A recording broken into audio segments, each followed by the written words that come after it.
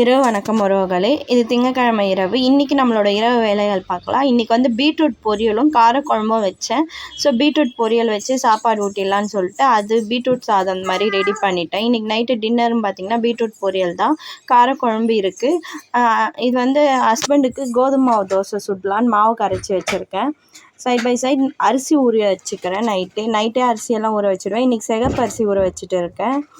அதே மாதிரி ட்ரை ஃப்ரூட்டுக்கு தேவையானதெல்லாம் ஊற வச்சுடுவேன் நைட்டே.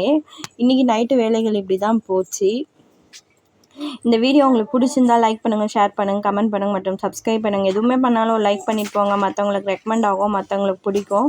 இந்த ட்ரை ஃப்ரூட் ஜூஸ் வந்து உங்களுக்கு நெக்ஸ்ட் வீக்கில் மெஷர்மெண்ட்டோட வீடியோ வரும், பாருங்கள்.